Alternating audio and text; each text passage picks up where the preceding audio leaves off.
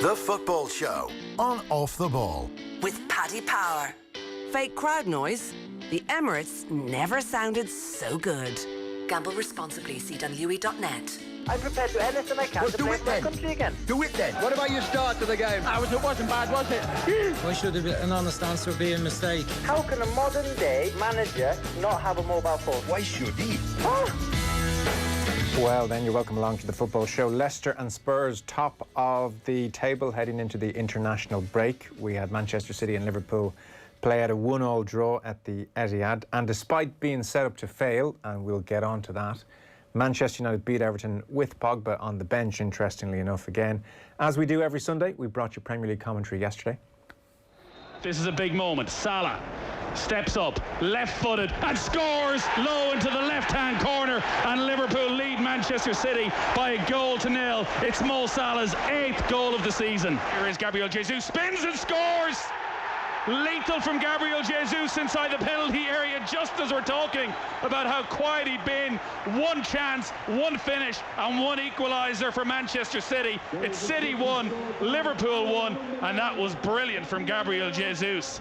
And at that stage, Nathan Murphy and Brian Kerr on duty, we thought, goodness me, this is going to be one of the great games in the Premier League. Petered out a touch. Let's bring in this man.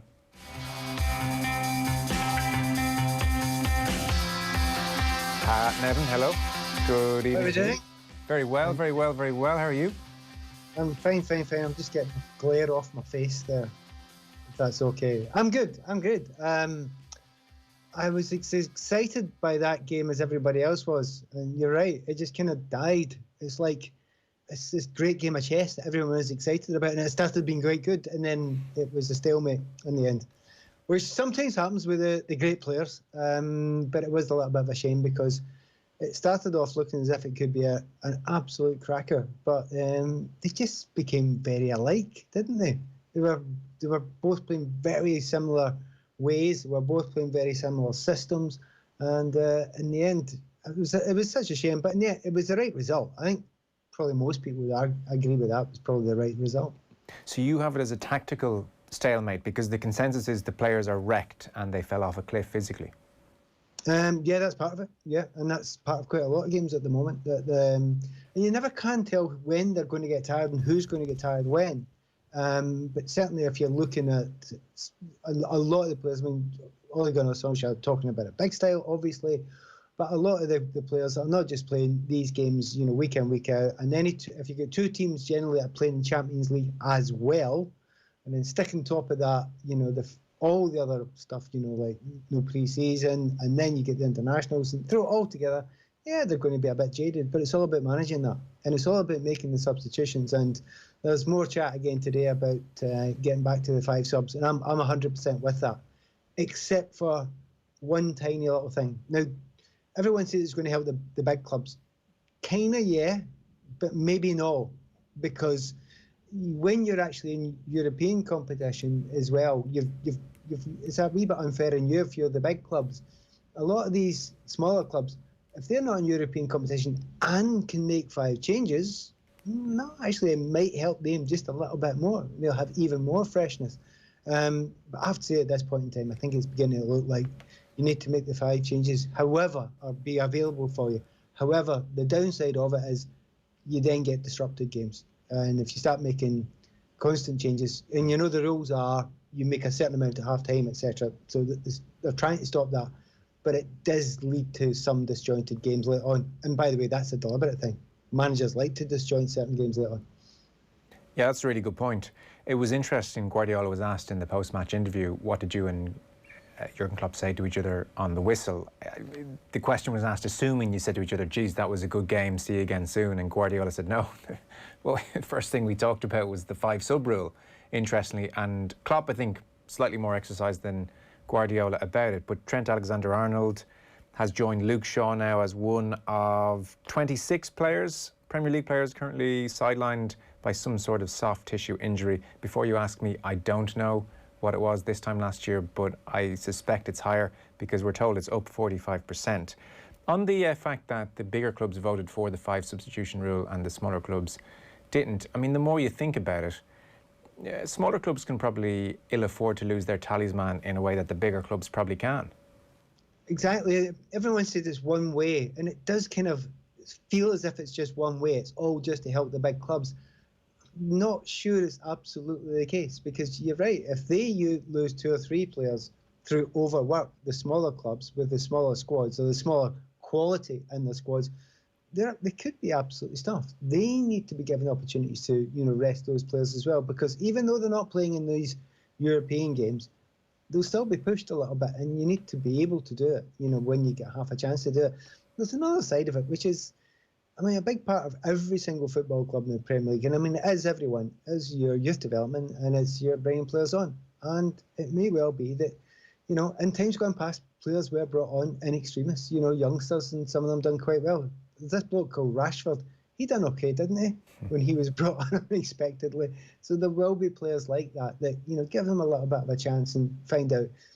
When you go too far that direction, then it's dangerous. You bring in 16, 15-year-olds. You shouldn't be allowed to bring 15, but 16-year-olds that are not ready yet, it's actually physically dangerous for them. So there is there's a happy medium there. So I want them to be able to use the whole depth of the squads, because you should be doing that anyway, but also don't push it too far down the line. And that's where they have to try and find a happy medium, because at the moment, as you rightly say, it's getting to look a wee bit too dangerous for the players because they're getting injured too much. And also, selfishly, I would say when I don't want to say it ruins what should be one of the best games of the year, but certainly affected it. That's when you think, I'll trade you a bunch of the other games to make sure this game is as good as it was in, December 2018, or any of the other extraordinary meetings they've had over the last couple of years. One final point to make on this before I ask you about the game itself, and there was a lot going on in this game that I want you to unpack for us. But Jonathan Wilson made the very valid point in The Guardian about the machinations of television. So Solskjaer, post-match at Goodison, totally took over the interview and dictated it very much down this channel. Des Kelly asked him about the game. He said, look, I'm not getting into the game or my future. I want to talk about the fact we played Champions League Wednesday and we're playing lunchtime kick-off Saturday. So Jonathan Wilson made the point. The way this all works out is that BT Sport gets second choice almost. First choice is Sky Sports. Naturally enough, they said, we'll take Liverpool City. That can be our Sunday 4:30 game. Thank you very much. BT have that 12:30 slot. So in terms of what was available to them, because Europa League teams obviously playing a Sunday, it was a choice between Crystal Palace Leeds, Southampton Newcastle, or Manchester United away to Everton with Solskjaer's job on the line. BT are just never going to be convinced to pick anything else. That's a tricky one. You can say, Premier League is stupid, just put it on another day. It's actually about TV, it's about money. And as it always has been, and now and again it will jump out one of those ones where it's so obvious. I've actually now and again in the past been involved in some of these discussions that they have, that some of the TV companies have, and hearing, and they maybe say to you, what one would you expect us to take, or do you think we should take, Pat?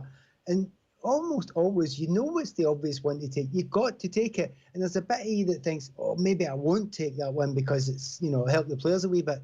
It never comes into their thoughts. They just think, no, we've got a business here to run. And nowadays, we are paying stupid amounts of money. We're keeping this game going. So we have to go with that one. It's up to, the clubs, they have to find a way around it. There's no easy answer.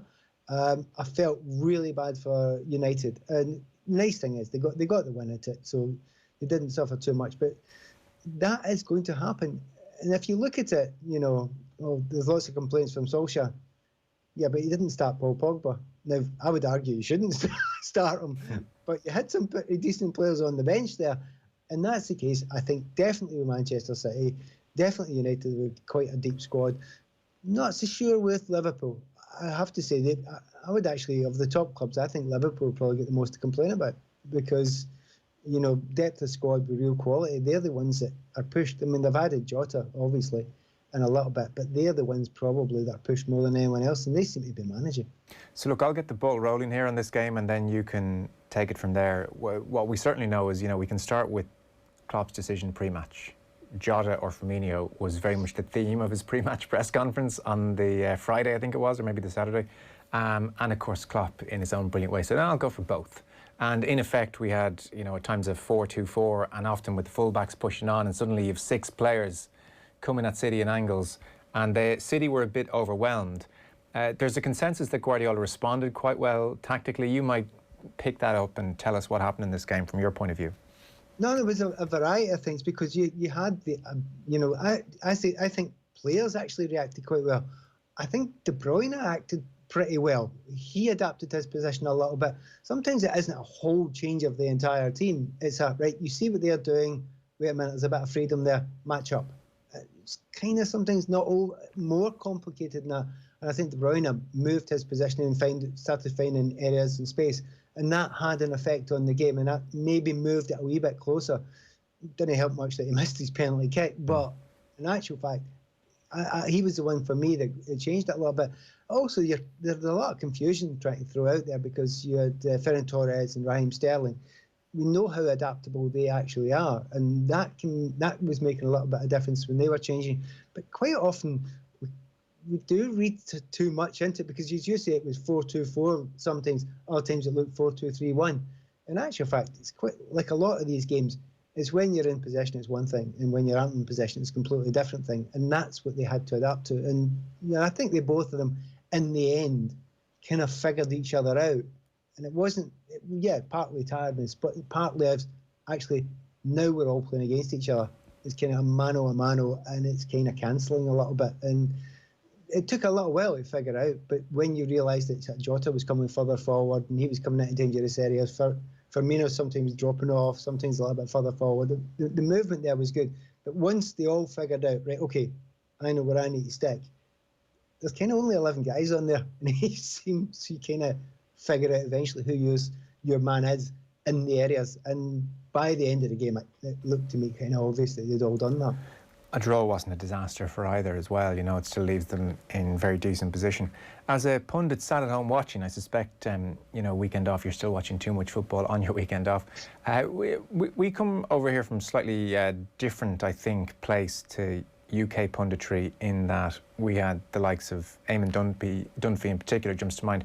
No, he would talk really hard and straight. And now, quite often about players who would never see the RTE coverage anyway, so it kind of didn't matter if he called Ronaldo a cod when he first came in the scene, and words like disgrace, and he called Robin a bird brain. This was the lexicon, so that was out there. Now, they were also slightly different times to today, but that's kind of where a lot of us have come from. So we all enjoy strong punditry, even if publicly we might po-face say, oh, it's terrible, it's not fair. When Roy Keane calls Kyle Walker an idiot, does part of you think, ooh, that's beyond the lexicon we should be using? Or, do you think, well, that's how people talk in a pub, that's how we should talk? Everyone does their own thing. And if it's acceptable and it's not ridiculous, and you feel that strongly, then I think it's absolutely fine.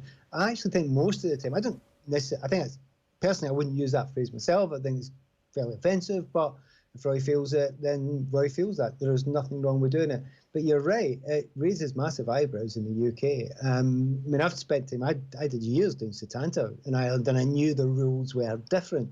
And by the way, I have to let you know, it does get back, okay? And by the way, this show gets back. This show has got me into massive trouble because not something I said or you said, it was actually misreported and it got back. So, hey, these things, when you say it gets back, so get that absolutely up there and out front right away.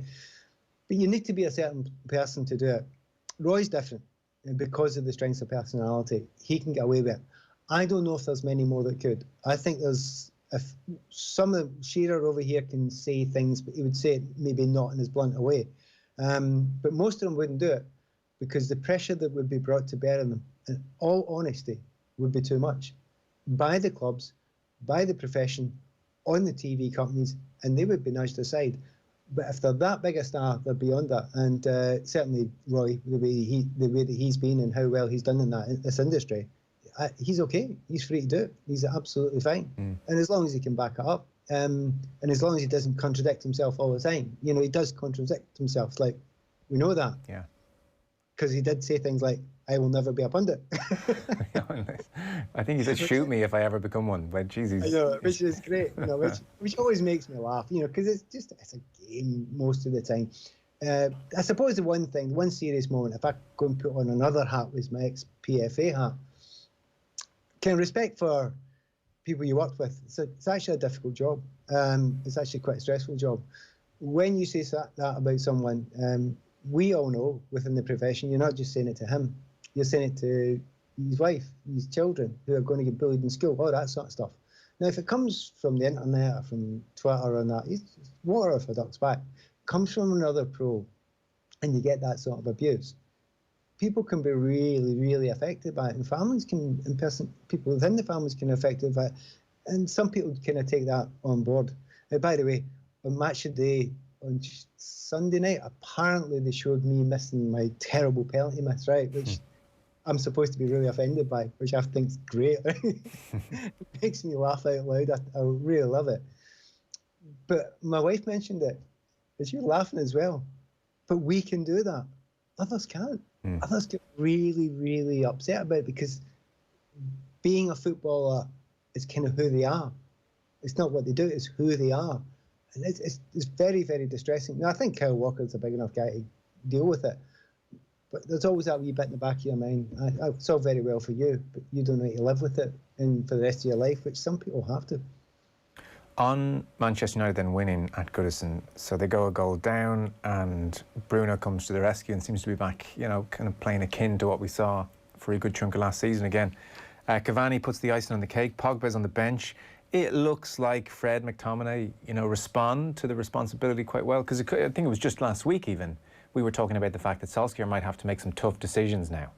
I mean, so he is in his most dire need of wins at the moment, and he has looked at Pogba and clearly said, can't trust you. I think that's what I said to you last week, wasn't it? Pretty much, yeah.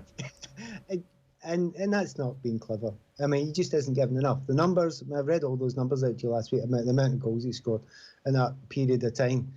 I mean, you get to feel, just have a look at the numbers you've actually got for Bruno Fernandes in comparison the last wee while. I mean, you just think they just don't compare. Just don't even think about it. Don't even consider it. You have to take names away. In football, it should absolutely be a meritocracy. And the meritocracy says he doesn't play at the moment. So well done. He made the decision. It was absolutely the right decision. But it's more than just the numbers. It's the attitude on the field in every game. You've got to put it in. And it was really impressive. There was, you know, obviously Fred's work rate. McTominay's always going to give you that. But they had work rate all over the place, but as well as the quality. By the way, can I dig you up about something? Yeah. You said Cavani finished it off. I'm not even taking into consideration his finish. It was okay. The genius was Bruno. I mean, that movement he did there, running with the ball. How many times have you seen it when you've got a bit of an overlap, you know, and somebody makes the wrong decision, pays the wrong pass, or puts it behind?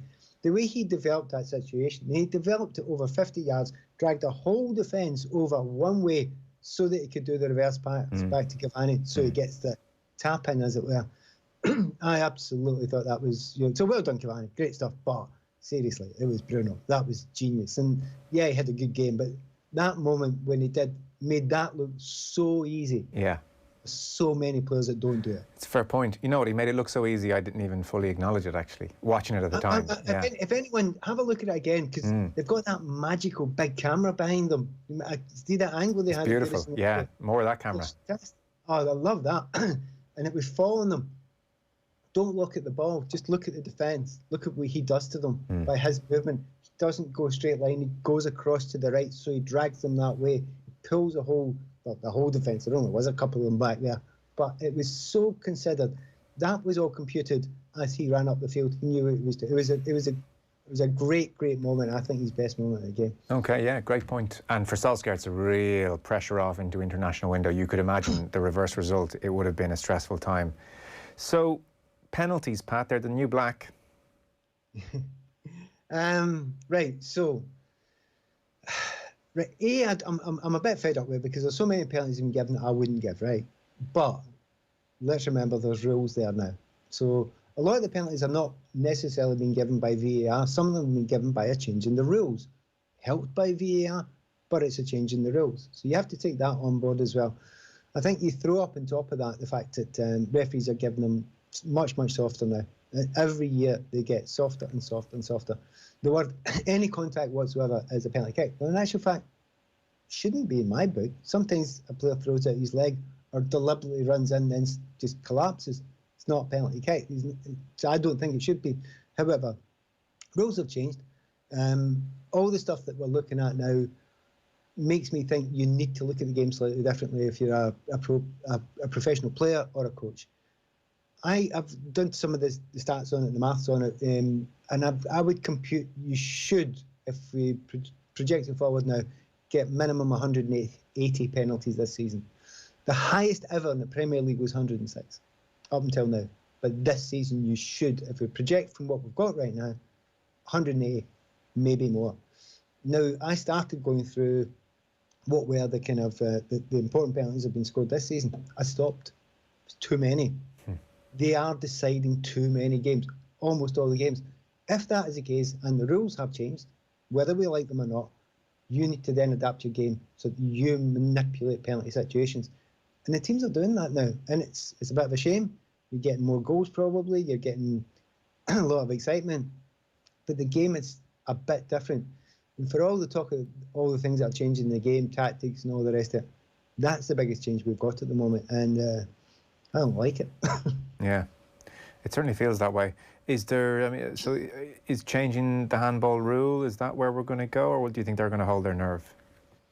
They've changed it so many times. I mean, the rules and penalties have changed over the years, and we're really agitated about it just now because this is a really extreme one. They need to make a rule at some point. I'm not going for this. Well, you have to use common sense. That's the exact opposite of what you argued 10 minutes before, which is we need the same rules all the time. You know, it's like, no, you have to make a rule. And then that rule might be really annoying, but you have to use the rules. Now, I hated that, the pointing goal not being scored, right? What's his name, Bamford, right? I hated it not being a goal, but it's right by the rules. And it hurts, and I despise it. I absolutely despise it. But there's the rules at the moment, so play the rules. And that's what we need to do. And hopefully next year we'll adapt them again, and it'll be a better rule. And it'll be a rule that maybe suits what I want or what the fans want a little bit more. But them's the rules just now, so get on with them and deal with them and use them in the best way. I'll be honest with you, we've had this conversation a long time ago, and we can have it more than ever now. If I was playing, I would get a whole bunch of penalties. And it's not often I say I would do something now that others. Honestly, I'd live by the scoop, right? One of my favourite passes was the scoop, right? I'd scoop on people's hands all day long. Dead easy. Yeah. It's the easiest thing to work. Guy standing beside me, I'm going to go by him. I scoop it at hip level past you. So you've got two choices. The ball either goes past you or it's a penalty. I win in both ways. You're going to have to do this. People, I promise you by the end of the season, you will say to me, oh my God, somebody's doing that now. Because it's so obvious you've got to do it. Yeah, I feel like Mane did try it in the Champions League final a couple of years ago. I think they need to change the rule. I can't take a full season of this. I'm with you. I'm 100% with you, but them the rules just now. Sure. But Mane kind of, his was a kind of a kick. A kick's okay. See a scoop? You just put it exactly where you want it. Far more cultured. Far more cultured. I watched Chelsea, Sheffield United highlights, 4-1 win. They're continuing not to concede a glut of goals. That's very nice. Hakim, Ziyech, that is what we call a cultured left foot, I do believe. Ridiculous. I remember I was at the Chelsea Ajax game last season, and I don't know if you remember, or anyone who's listening or watching remembers it. Ziyech. Sorry, Ziyech. It's an SH, isn't it? Yes, it is. Ziyech. It's actually, I heard him saying it, and it's 3 J's at the end, Ziyech. Okay. Anyway, so we'll say Ziyech. He scored a goal that night, and okay, it was Kepa in goals, but honestly, if you can't remember it, go back and watch it now with what you know about him, because it's almost at a corner flag. He whips it in the back post, and everyone was saying the night, Glenn Hoddle was saying the night, no, he never meant that, and I'm thinking, I think he might have actually. And then there was another goal he made just after that, which was the second goal they scored that night, and it was zipped in, that one at the back post. The one that Chilwell was just scored with the weekend. The one that ended up going off the crossbar when Werner went in. He plays that ball, and it is the closest to an unstoppable cross that I think I've seen. I mean, it is De Bruyne standard. It is amazing. Keeper cannot come. It's whipped in at an angle. It's astonishing. So if you're seeing that happening, and I've watched it, he did it against Krasnodar, you know, he's just extraordinary. He played his first 2 games for Chelsea, and I'm writing on the Chelsea website, which I do, and I've written on it, do not drop this guy. I don't care if we've got Werner, I don't care if we've got Kai Havertz, I don't care who we've got. Don't drop him. He is possibly the most important bit of the jigsaw that Chelsea have needed, because they needed somebody who could pick the lock, and it's him. It's absolutely. There was moments when he was Hazard, and there was moments when he was Cesc Fabregas. Now it's been against Krasnodar, it's been against Burnley, it's been against Sheffield United. Okay, let's not get carried away. But at the moment, it's extraordinary to see that guy play. And he's got this great technical thing, but it's really hard, because you see, if you get a player that does that, we've seen players do that. Yarmolenko was awfully good at that, right? They come in on the left, so what you do is you show them down the line, right? But he knows that, so he just doubles up and goes further in, and knows that he's not going to get across. Problem teams have got is Reece James, the guy outside him, is almost as good with his right foot, so he just whips it in that way. That is going to be hell for teams to stop Chelsea getting crosses in there. And if they've got the likes of Werner and all that coming in at the back post, they're going to have a bunch of goals from there. And that's just one of his plays. The other plays he's got have been fantastic as well. Ziyech, doesn't matter if you're a Chelsea fan or not. It's like De Bruyne, it doesn't matter. You're going to love watching this kid. Yeah, really, really good. Before you go, I watched Celtic 1, Sparta Prague 4 on Thursday, and things were not looking good for Neil Lennon on the back of that defeat. And then it was very noticeable. Shane Duffy, who was caught out badly for one of the goals in particular, if people didn't see it, he was left exposed. Probably a scenario which doesn't suit Duffy. We see him obviously from a Republic of Ireland point of view, and he likes players around him and is quite happy, a match where they're camped in their own box, that will suit him just fine. But he was left exposed, caught on the counter, dived in, threw his head back in disgust, realised he shouldn't have dived in, and by all accounts he's getting a lot of abuse. Neil Lennon under pressure, played Motherwell yesterday. Shane Duffy dropped. So we're a bit worried about Shane Duffy right now, Pat. Well, you're absolutely right about the stick he was getting. He was absolutely hammered in Scotland. It actually became a wee bit of a laughingstock for a period of time. And part of the problem was with Celtic. I was at the Celtic Rangers game, and I was at the Celtic Milan game, and the Celtic played with three at the back. And I'm thinking, what are you doing? It's not working. Come on, Neil. We can all see it's not working. And it just wouldn't change it. And then you realise that Shane left on his own a two sometimes, or even if you're playing a three, but he's isolated, it doesn't look good sometimes, no. Particularly against really pacey players. So it was in a difficult situation there. It's a bit like he went against Motherwell, he played Beaton and Christopher, the two centre-backs, because he was going to go two at the back, and he kind of almost couldn't play Shane in that situation because of what happened before. So difficult time for him, but he's not the only one. There's a lot of Celtic players that haven't been playing well. To be fair, Neil Lennon's had a tough time recently. A lot of his best players, Christie was unavailable for a period of time. He's just getting the likes of Elyounoussi back. He's getting his goal scorers back, his more creative players back now, but it was a period of time he didn't have them. But while that was happening and they weren't scoring enough goals for that little period there, the back line just, it was actually a wee bit embarrassing. And I'm not saying specifically Shane, but when he was put under pressure and he was on his own, it's like centre-back, you only need to make two mistakes. That's it. Nothing else matters.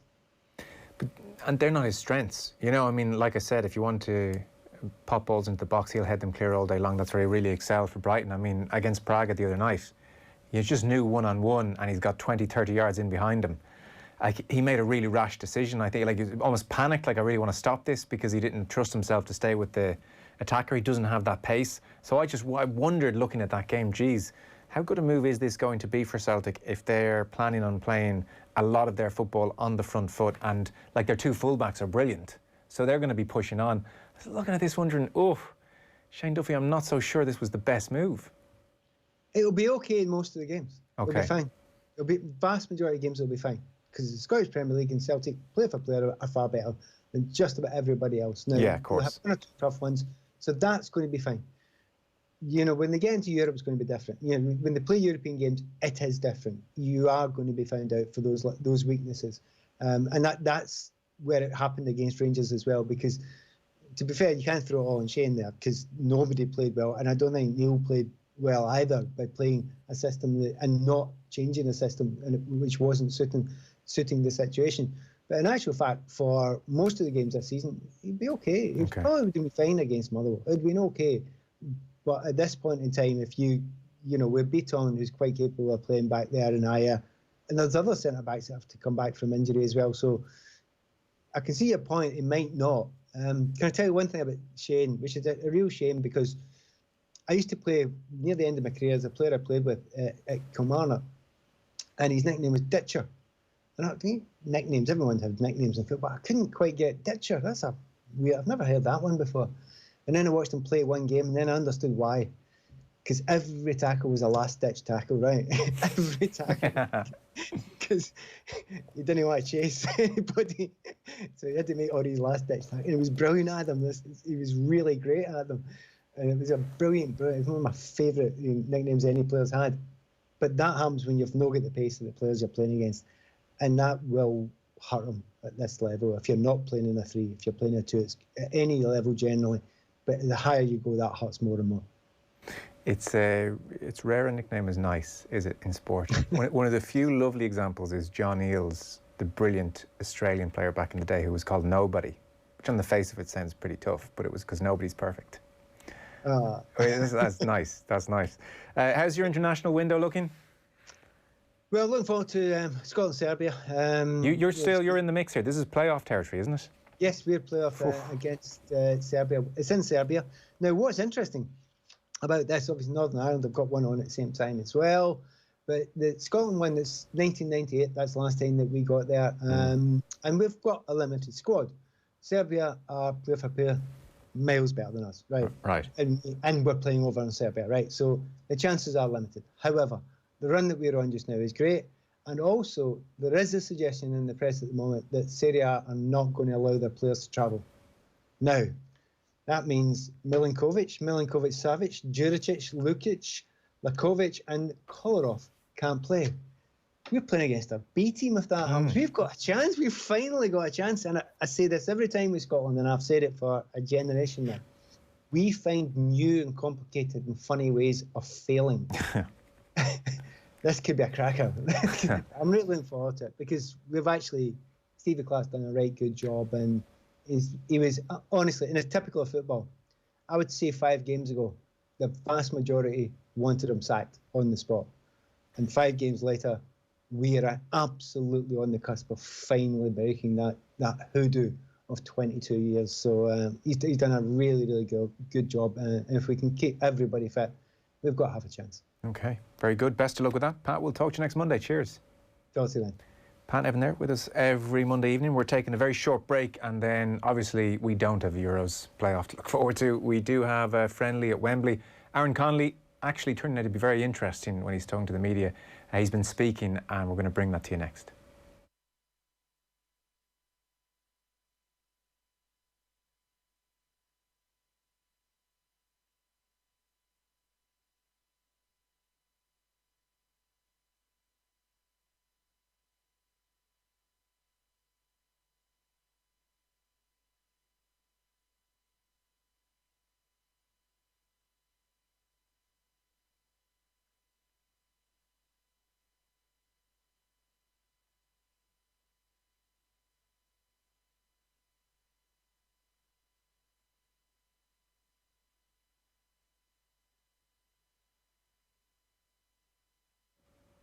Now, you are very welcome back. So, as I'm sure you know, Republic of Ireland are at Wembley on Thursday. It is a friendly. It is most certainly not where we want to be. Slovakia have progressed. We haven't.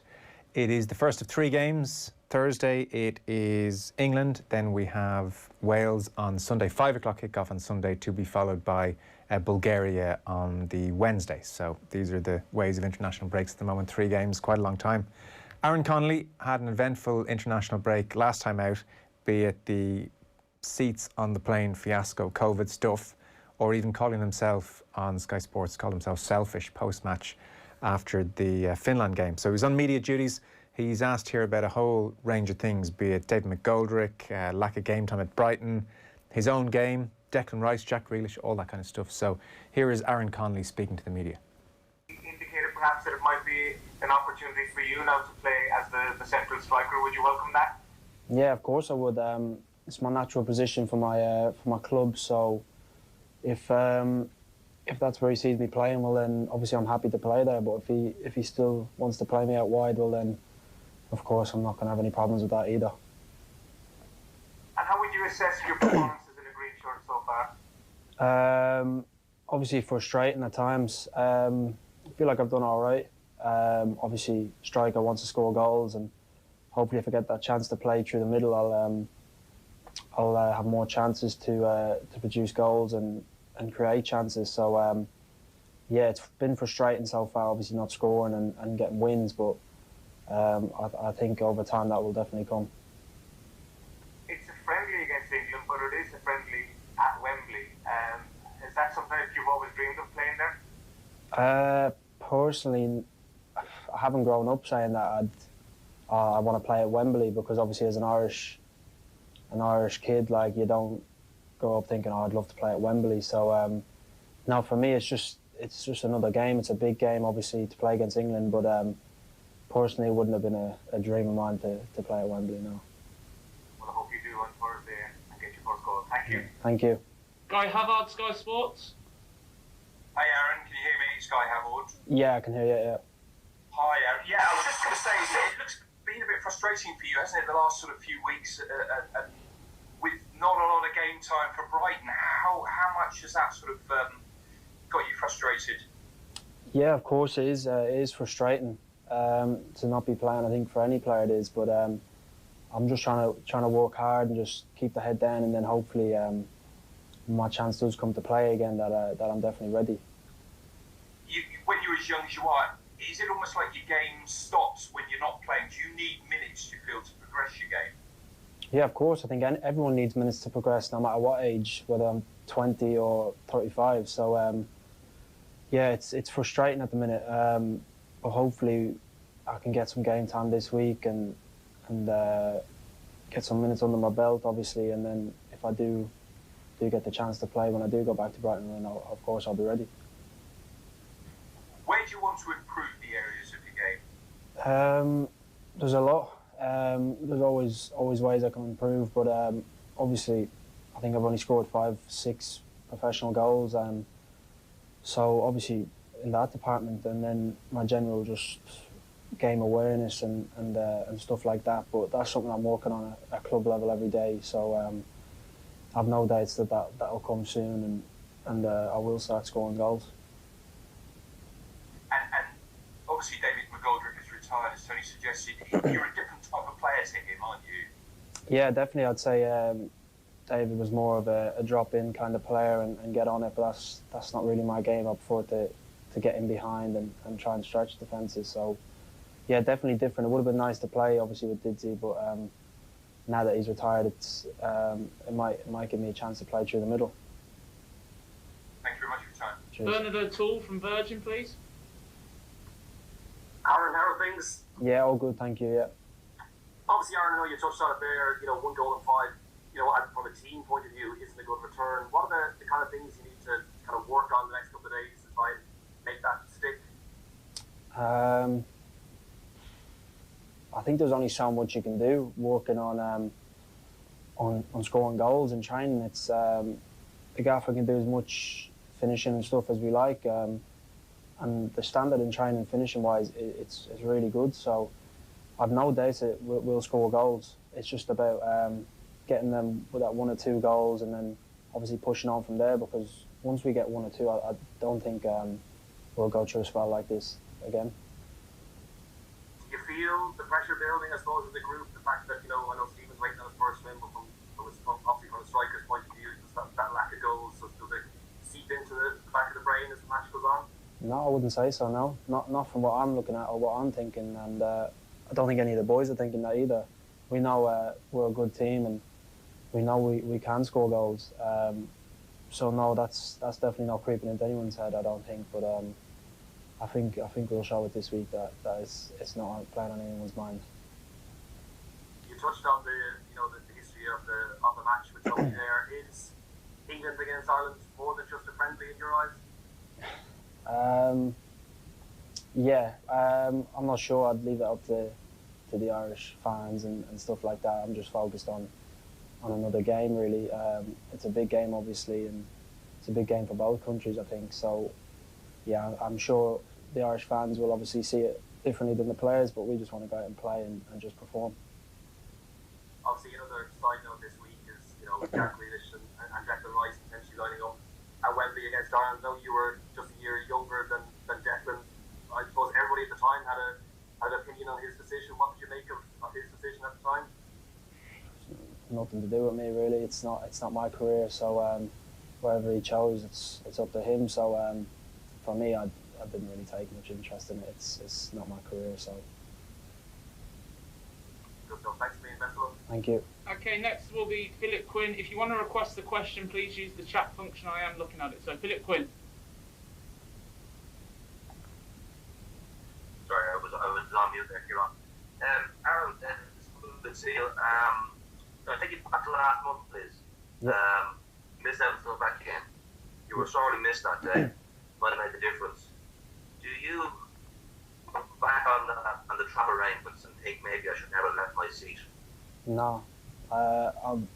It's frustrating when people say that because I might have left the seat, but I didn't know I was going to go sit beside someone who would have a positive test. I could have stayed in my seat and someone beside me could have had it, and then I would have got away with it because I'd moved down the back. So, no, to see stuff like that, it's frustrating even on social media because I moved seat, but how was I meant to know where someone who would test positive would be sat? So, no, it's I don't look back at it and think, oh, I wish I'd sat there. It happened, so I've got to move on from it now. And in terms of missing the match, it was a huge game. Stephen obviously would have had you in his match day plans. We can't undo what happened that night. But your sense of frustration watching that game from afar, I mean, you weren't able to play. You must have, what were you going through watching the game unfolding, knowing that you could have played and you'd have made a difference?